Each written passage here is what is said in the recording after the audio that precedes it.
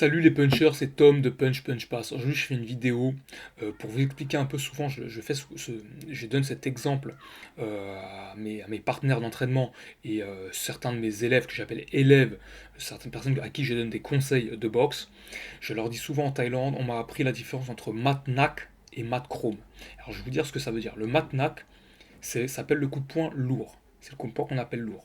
Souvent, les punchers, on appelle ça ils ont la main lourde. Voilà, ils ont ce coup de poing qui va être lourd et qui va permettre de d'étourdir, d'assommer l'adversaire. A contrario, il y a le mat chrome. Donc le mat chrome, c'est la traduction, c'est le point aiguisé. Euh, Sharp punch, ok. Un point aiguisé. On m'a souvent dit le mieux, c'est le mat chrome. Pourquoi le point aiguisé? Alors le point aiguisé, la différence, c'est que ça va vous permettre vraiment de mettre KO votre adversaire sans forcément utiliser une force musculaire. Voilà.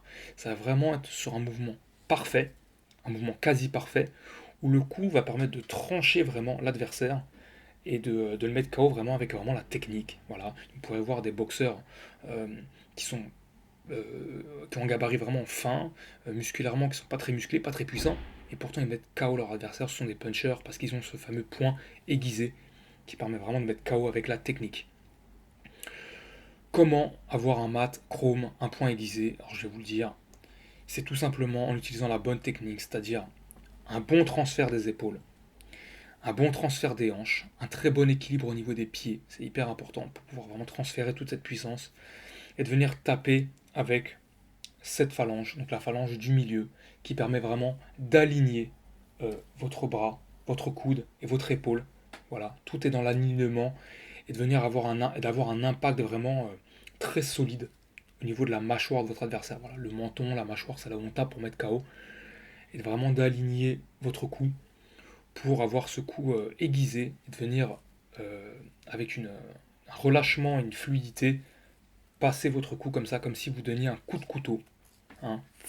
Je viens couper et venir à l'impact, couper comme un couteau, au lieu d'écraser comme un marteau, plutôt couper comme un couteau et de taper voilà, la mâchoire de votre adversaire. Entraînez-vous à voilà, être fluide, euh, être dynamique et en même temps relâché pour pouvoir aiguiser vos coups de poing. Et ça vous permettra, vous verrez, d'être plus efficace, d'être plus beau, de garder votre énergie et au final de ne pas être obligé d'avoir un mat NAC, donc un point lourd, un point marteau. Alors évidemment, ça marche le point marteau. Hein.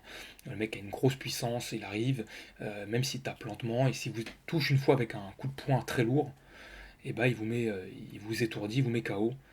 Mais ce n'est pas la meilleure façon de donner un coup de poing. Le mieux est d'avoir un mat chrome, donc un coup de poing aiguisé. Si vous avez des questions, les gars, n'hésitez pas à les poser en commentaire. J'y répondrai soit en commentaire, soit en vidéo, si c'est vraiment intéressant. Et mettez un j'aime pour le référencement, ça fait toujours plaisir à la chaîne. Pour les boxeurs de Punch Punch Pass, ça leur donne vraiment de la motivation. Ils me disent souvent, ah Dom, c'est dommage que les gens ne posent pas assez de questions en commentaire, ils mettent pas assez de j'aime.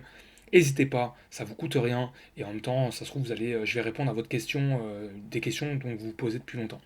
Voilà, c'est Tom de Punch Punch Pass. Bye.